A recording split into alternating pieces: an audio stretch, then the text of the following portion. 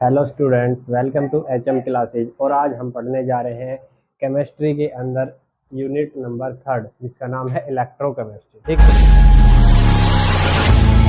ठीक है। इसके अंदर हमने आज पढ़ना है इलेक्ट्रोकेमिस्ट्री।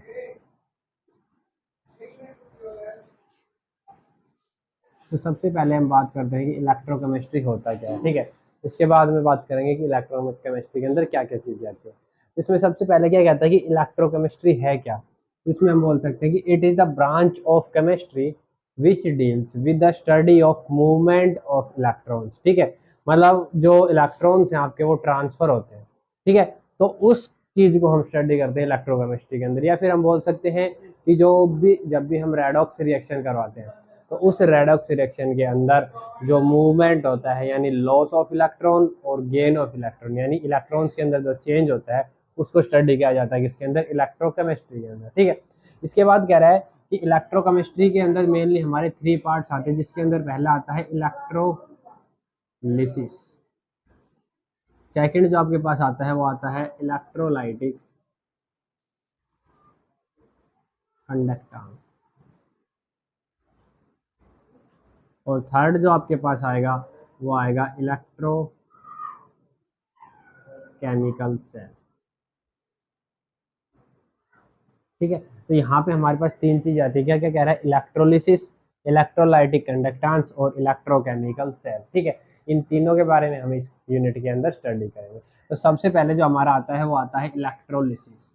What is electrolysis. ठीक है। तो इसमें क्या कह सकते हैं, it is the process of decomposition of an electrolyte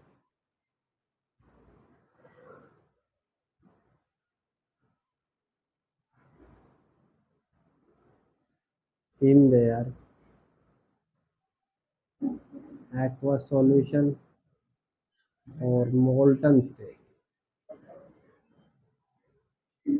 by passing electric current।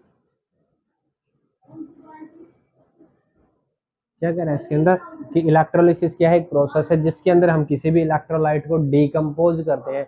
और डीकम्पोज होगा वो इलेक्ट्रोलाइट आपका क्या होना चाहिए, या तो एक्वस सॉल्यूशन होना चाहिए उसका, या फिर मोल्टन स्टेट के अंदर होना चाहिए। और जब आप उसके एक्वस सॉल्यूशन या मोल्टन स्टेट में इलेक्ट्रिक करंट पास करते हो, ठीक है, तो वहां पे जो आपका इलेक्ट्रोलाइट है उसके अंदर क्या होता है, डीकम्पोजिशन स्टार्ट होता है, जिसको हम क्या बोलते हैं, इलेक्ट्रोलिसिस बोलते हैं। अब यहाँ पे बात आती है एक्वस सॉल्यूशन की, व्हाट इज एक्वस सॉल्यूशन। तो इसके अंदर क्या कहता है कि जो एक्वस सॉल्यूशन होता है इसका मतलब है हमारे पास कोई भी इलेक्ट्रोलाइट है उसको हम सॉल्यूशन बनाएंगे bye dissolving it into water. ठीक है। मतलब मान लो हमने लिया कॉपर सल्फेट। कॉपर सल्फेट को जब हम H2O के अंदर डिसॉल्व करते हैं तो हमारे पास क्या बनाता है, aqueous solution of copper sulphate. और यहाँ पे जो आपका कॉपर सल्फेट है किसके अंदर चेंज हो जाएगा, आयंस के अंदर। इसका मतलब फॉर्मेशन ऑफ आयंस होगी। ठीक है। दूसरा बोल रहा है मोल्टन स्टेट। मोल्टन स्टेट का मतलब क्या होता है, मोल्टन स्टेट का मतलब होता है कि जो आपका इलेक्ट्रोलाइट है सॉलिड उसको आप क्या करेंगे, मेल्ट करेंगे। क्या करेंगे, मेल्ट करेंगे। जैसे हमने कॉपर सल्फेट लिया, इसको हम क्या करेंगे, मेल्ट करेंगे। तो जब इसको मेल्ट किया जाएगा तो वहां पे जो प्रोसेस, हाँ तो बच्चों मोल्टन स्टेट, मोल्टन स्टेट का मतलब क्या होता है कि मान लो आपके पास में कॉपर सल्फेट है और ये हमारा कॉपर सल्फेट कैसा है, सॉलिड। तो जब हम इसको मेल्ट करेंगे और किस में चेंज हो जाएगा, लिक्विड के अंदर। ठीक है। जो तो हमारा लिक्विड कॉपर सल्फेट बनेगा वो हमारा क्या कहलाएगा, molten state of copper sulphate. ठीक है। इसके बाद में क्या कह रहा है कि जब हम किसी भी एक्वा सॉल्यूशन या मोल्टन स्टेट ऑफ इलेक्ट्रोलाइट को इलेक्ट्रिक करंट पास करते हैं तो उसके अंदर क्या होता है, डीकम्पोजिशन होता है। और वहां से हम आयंस को क्या कर सकते हैं, अलग अलग निकाल सकते हैं। ठीक है। सेपरेट कर सकते हैं, उसको हम क्या बोलते हैं, इलेक्ट्रोलिसिस बोलते हैं। क्या बोलेंगे, इलेक्ट्रोलिसिस। अब इसके अंदर एग्जाम्पल की अगर हम बात करें तो एग्जाम्पल के लिए क्या कह रहा है, मान लो हमने एग्जाम्पल लिया इसके अंदर इलेक्ट्रोलिसिस हो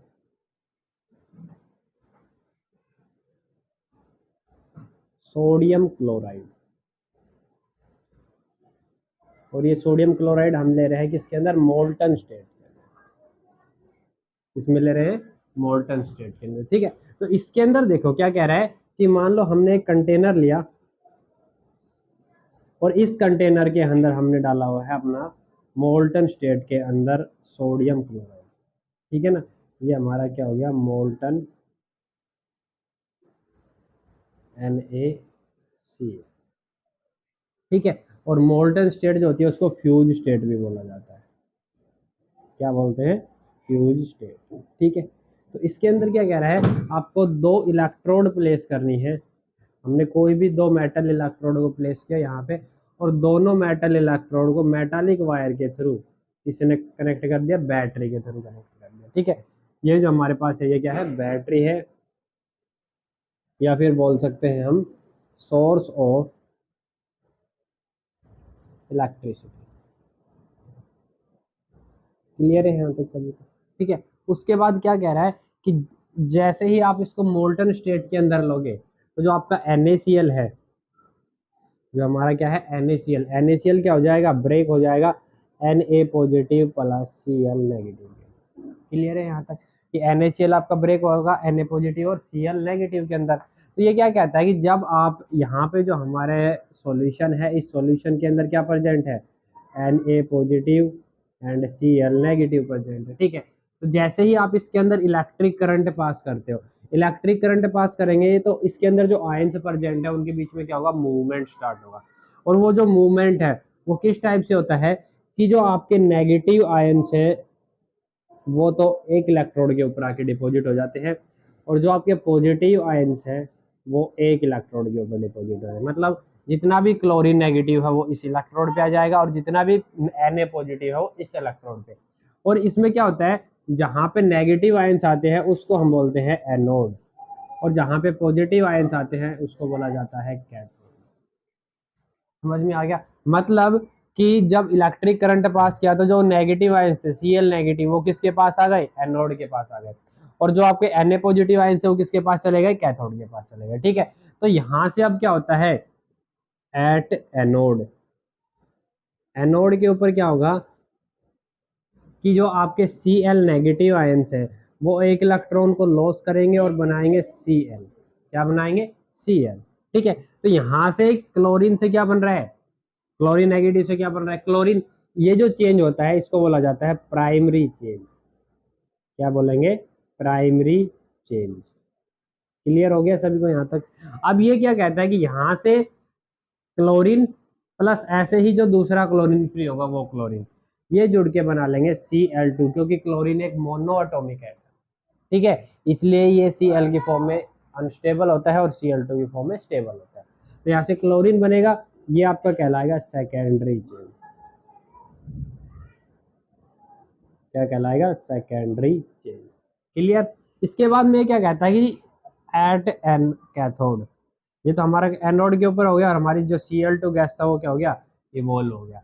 अब सॉल्यूशन के अंदर क्या बचते हैं, कुछ इलेक्ट्रॉन्स है जो किसने लॉस किए थे, Cl नेगेटिव ने, और कुछ Na पॉजिटिव आयंस है।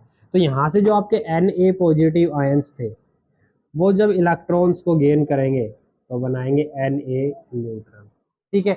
ये जो आपका सोडियम है ये डिपॉजिट हो जाएगा आपके कैथोड के ऊपर, किस पे डिपॉजिट हो जाएगा, कैथोड के ऊपर। और यहाँ से हमने क्या देखा कि जो नेगेटिव आयन है वो इलेक्ट्रॉन लॉस कर रहे हैं और उनको पॉजिटिव आयन क्या कर रहा है, गेन कर रहा है। तो यहाँ पे एक तरीके से रेडॉक्स रिएक्शन हो रही है, क्या हो रही है, रेडॉक्स रिएक्शन। क्यों, क्योंकि यहाँ पे देखो लॉस ऑफ इलेक्ट्रॉन हो रहा है, और लॉस ऑफ इलेक्ट्रॉन का मतलब क्या होता है, ऑक्सीडेशन। क्या होता है, ऑक्सीडेशन। तो एनोड पे हमारा क्या हुआ, ऑक्सीडेशन हुआ, एनोड के ऊपर क्या हो गया, ऑक्सीडेशन। और जो कैथोड था उसके ऊपर क्या हो गया, रिडक्शन। क्यों, क्योंकि जो आपके Na पॉजिटिव आए थे उन्होंने इलेक्ट्रॉन को गेन कर लिया, और गेन ऑफ इलेक्ट्रॉन होता है हमारा सोडियम। क्लियर है यहाँ तक सभी को। तो यहाँ से अगर हम ओवरऑल रिएक्शन देखें तो क्या आएगा, तो हमारा ओवरऑल रिएक्शन क्या आता है कि हमारा Cl नेगेटिव है प्लस इधर क्या है, Cl नेगेटिव, Cl बना रहा है प्लस में 1 इलेक्ट्रॉन को रिलीज। तो यहाँ पे क्या हो रहा है, लॉस ऑफ इलेक्ट्रॉन और गेन ऑफ इलेक्ट्रॉन। ये जो प्रोसेस है इसको हम क्या बोलते हैं, रेडॉक्स रिएक्शन बोलते हैं, ठीक है। और यहाँ पे रेडॉक्स रिएक्शन के अंदर हमने क्या कर लिया, एक इलेक्ट्रोलाइट था हमारे पास NaCl, उसको क्या कर दिया, डिकम्पोज करके अलग अलग क्लोरीन गैस को अलग निकाल लिया और सोडियम मेटल को अलग निकाल लिया, ठीक है। ये जो प्रोसेस होता है इस प्रोसेस को बोला जाता है इलेक्ट्रोलिसिस। क्लियर है सभी। हाँ, तो जो अगला जो हमारा एग्जाम्पल आता है इलेक्ट्रोलिसिस के अंदर, वो हम लेके चलते हैं इलेक्ट्रोलिसिस ऑफ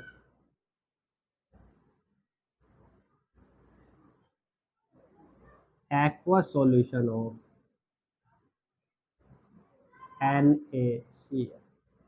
यहाँ पे क्या कह रहा है कि हमें इलेक्ट्रोलिसिस करवाना है किसका, एक्वा सॉल्यूशन ऑफ NaCl का। अभी तक जो हमने इलेक्ट्रोलिसिस पढ़ा था वो किसका पढ़ा था, मोल्टन स्टेट ऑफ NaCl का। अब क्या लेंगे, एक्वा सॉल्यूशन लेंगे। तो इसके अंदर भी वही है कि यहाँ पे हमने क्या लिया, कंटेनर लिया, कंटेनर के अंदर 2 इलेक्ट्रोड प्लेस किया गया और एक्वा सॉल्यूशन ऑफ NaCl को यहाँ पे फिल किया। ठीक है, इसके बाद क्या कहता है कि आपने यहाँ पे क्या फिल किया हुआ है, NaCl, aqua solution of NaCl and H2। देखो NaCl है, एक्वा सॉल्यूशन है, इसका मतलब इसके अंदर वाटर भी प्रेजेंट है। तो यहाँ पे जब हमारा डिसोसिएशन होगा तो किस टाइप से होगा, ये है हमारा, हमने इसको बैटरी के सोर्स से ऐड किया, ये हो गया हमारा कैथोड, और ये जो इलेक्ट्रोड है ये हमारी क्या कहलाएगी, एनोड। समझ में आ गया सभी को? ठीक है, तो यहाँ पे ये क्या कहता है कि जो आप NaCl लेंगे तो NaCl के अंदर क्या होगा, Na positive plus Cl negative. ठीक है, उसके बाद इसके अंदर हमने H2O भी डाला है, तो H2O भी अपने आयंस के अंदर आयोनाइज होगा और क्या बनाएगा, H positive plus OH negative. Clear है सभी को यहाँ तक? ठीक है, ये जो आयंस है ये किसमें, हमारे सॉल्यूशन के अंदर है। अब प्रोसेस वही है कि by on passing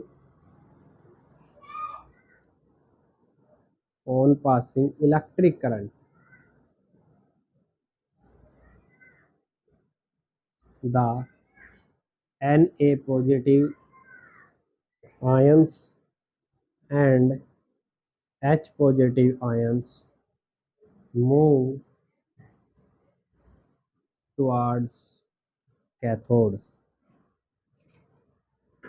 and Cl negative ions and OH negative ions move towards anode। इसमें देखो क्या कह रहा है कि जब हम इसमें इलेक्ट्रिक करंट पास करेंगे तो हमारे Na पॉजिटिव आयन और H पॉजिटिव जो आयन्स है वो कहाँ मूव करेंगे, कैथोड की साइड में। यानी जितना भी पॉजिटिव चार्ज है वो किसकी साइड चला जाएगा, कैथोड की साइड चला जाएगा। ठीक है, इसके बाद में जो आपके Cl नेगेटिव आयन है और OH नेगेटिव आयन है वो मूव करेंगे टुवार्ड्स एनोड। मतलब जितना भी हमारा नेगेटिव चार्ज रहेगा वो किसकी साइड में आ जाएगा, एनोड की साइड में। ठीक है, इसके बाद क्या कह रहे हैं कि यहाँ पे हमारे पास देखो कैथोड के ऊपर भी 2 आयंस प्रेजेंट है और एनोड के ऊपर भी 2 आयंस प्रेजेंट है। लेकिन इसमें क्या कहता है कि जब लिबरेशन होगा, मतलब जब आपके आयंस जो हैं वो कन्वर्ट होंगे न्यूट्रल के अंदर, ठीक है, तो वहां पे सिर्फ एक ही आयन कन्वर्ट होगा और वो डिपेंड करता है डिस्चार्ज पोटेंशियल के ऊपर। किसके ऊपर डिपेंड करेगा, डिस्चार्ज पोटेंशियल पे। तो यहाँ से ये क्या कहता है कि, हाँ तो बच्चों अगर हम एनोड पे देखें, एट एनोड, तो एनोड के ऊपर हमारी क्या रिएक्शन आएगी कि जो यहाँ पे जो Cl नेगेटिव आयंस होते हैं ना, इनका electrode potential OH negative ion से कम होता है। इसमें लिखेंगे the discharge potential of Cl negative ions is lower than OH negative ions. तो जिसका डिस्चार्ज पोटेंशियल कम रहेगा वो तो क्या हो जाएगा, एनोड के ऊपर लिबरेट हो जाएगा, और जिसका डिस्चार्ज पोटेंशियल ज्यादा रहेगा वो आपका सॉल्यूशन के अंदर ही रहेगा। तो hence Cl negative ions liberate at anode and OH negative remains in the solution। ठीक है, तो यहाँ से Cl नेगेटिव आयन क्या आ जाएंगे, एनोड के ऊपर आ जाएंगे, और जो आपके OH नेगेटिव आयन है वो सॉल्यूशन के अंदर आ जाएंगे। तो रिएक्शन क्या होगी, Cl नेगेटिव और ये क्या बनाएगा, Cl प्लस 1 इलेक्ट्रॉन, इसको बोलेंगे प्राइमरी चेंज। इसके बाद आता है आपका कि Cl प्लस Cl, ये दोनों मिलकर क्या बना लेंगे, Cl2, इसको बोलेंगे सेकेंडरी चेंज। ठीक है, सेम कंडीशन किसके ऊपर आएगी, आपकी कैथोड, लिबरेट एट कैथोड। ठीक है। तो यहाँ पे हमारा जो रिएक्शन होगा वो क्या होगा कि आपके H पॉजिटिव आयन है वो इलेक्ट्रॉन को गेन करेंगे और क्या बना लेंगे H, फिर आपका H प्लस H ये क्या बनाएगा H2, ठीक है। और जो हाइड्रोजन गैस है वो किस पे लिबरेट हो जाएगी आपकी कैथोड पे, और जो सॉल्यूशन बचेगा वो किसका बचेगा NaOH का। तो यहाँ से हमने क्या कर लिया क्लोरीन गैस और हाइड्रोजन गैस को इलेक्ट्रोलिसिस के थ्रू अलग अलग कर दिया। क्लियर है सभी को, तो समझ में आ गया। ये था हमारा आज का टॉपिक इलेक्ट्रोलिसिस। Thank you.